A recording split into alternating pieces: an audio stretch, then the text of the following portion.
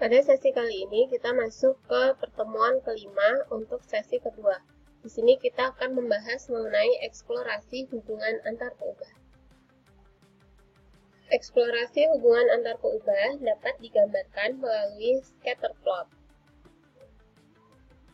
Scatter plot atau yang disebut juga sebagai diagram pencar digunakan untuk melihat hubungan antara dua peubah.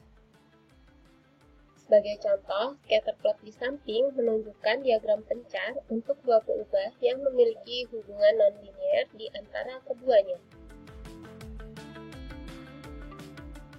Setiap titik pada diagram pencar mewakili satu pasangan X, Y.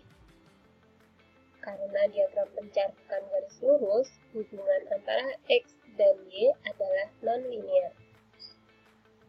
Perhatikan bahwa dimulai dengan nilai X yang paling negatif, dengan meningkatnya X, Y pada awalnya menurun, lalu ketika X terus meningkat, Y meningkat.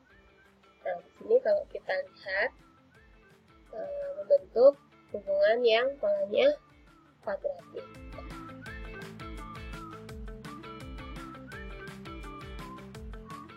Baiklah, sekarang kita lihat scatter plot berikut ini. Scatter plot di samping menunjukkan adanya hubungan antara dua peubah yang memiliki hubungan linear positif yang kuat. Scatter plot tersebut menunjukkan kecenderungan yang sangat kuat untuk X dan Y. Ditandai di sini titiknya mengumpul. Semakin naik nilai X, maka nilai Y juga akan semakin meningkat. Garis lurus di sini, garis lurusnya itu adalah garis tren. Garis ini dirancang sedekat mungkin dengan semua titik data. Garis tren tersebut memiliki kemiringan yang positif. Hal ini menunjukkan adanya hubungan positif antara X dan Y. Selanjutnya, mari kita perhatikan gambar scatter plot berikut ini. Scatter plot tersebut menunjukkan adanya hubungan antara dua peubah yang memiliki hubungan linear positif lemah. Perhatikan bahwa titik-titik pada grafik lebih tersebar di sekitar garis tren daripada di gambar sebelumnya. Hal ini dikarenakan hubungan yang lebih lemah antara X dan Y. Di sini terlihat garis trennya, di mana garis tren ini memiliki arah yang positif, sehingga hubungan antara X dan Y merupakan hubungan yang positif. Lemah karena titik-titik yang di sekitar garis tren itu menyebar. Scatter plot di samping menunjukkan hubungan antara dua peubah yang memiliki hubungan linear negatif yang kuat. Scatter plot tersebut menunjukkan kecenderungan yang sangat kuat untuk X dan Y dengan arah yang berlawanan. Semakin naik nilai X, maka nilai Y akan semakin menurun. Garis tren memiliki kemiringan negatif yang menunjukkan bahwa hubungan antara X dan Y adalah negatif. Scatter plot berikutnya menunjukkan hubungan antara dua peubah yang memiliki hubungan linear negatif lemah. Perhatikan bahwa titik-titik pada grafik lebih tersebar di sekitar garis tren daripada di gambar sebelumnya. Hal tersebut dikarenakan hubungan yang lebih lemah antara X dan Y. Di sini terdapat gambar scatter plot. Sini yang pertama itu mengumpul, kemudian yang scatter plot kedua, yang ini dia titik-titiknya menyebar. Jika tidak ada hubungan yang jelas antara kedua peubah, maka dapat dikatakan bahwa tidak ada korelasi antara kedua peubah tersebut. Korelasi merupakan ukuran yang menyatakan kekuatan dan arah hubungan linear antara satu peubah dengan peubah yang lain. Nilai korelasi berkisar antara -1 sampai dengan 1.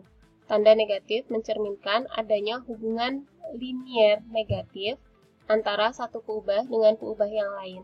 Sedangkan tanda positif mencerminkan adanya hubungan linier positif antara satu peubah dengan peubah yang lain. Nah, di sini titiknya menyebar, kemudian arah hubungannya juga masih belum jelas. Kira-kira berapa nilai korelasinya? Ya, benar. Nilai korelasinya adalah 0. Selanjutnya, di sini lebih mengumpul dibandingkan dengan yang sebelumnya.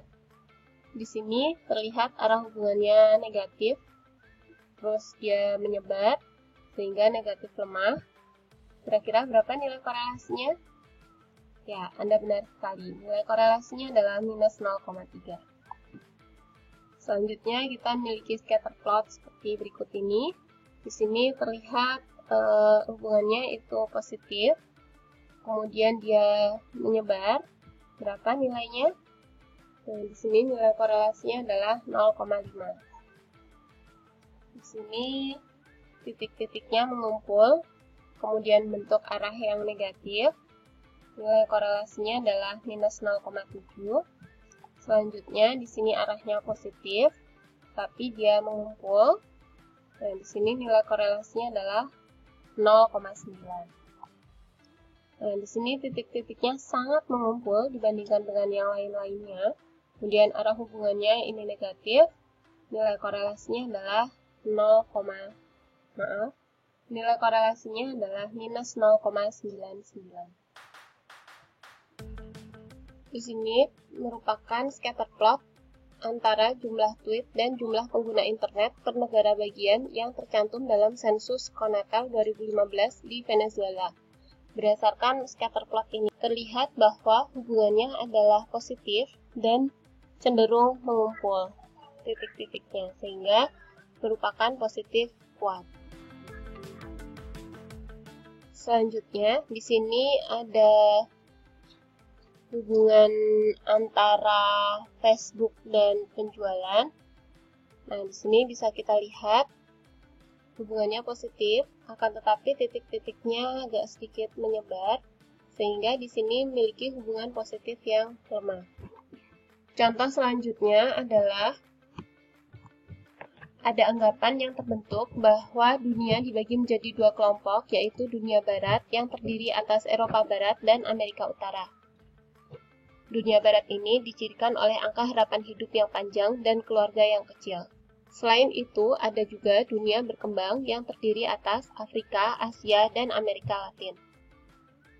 Dunia berkembang dicirikan dengan angka harapan hidup yang pendek dan keluarga yang besar.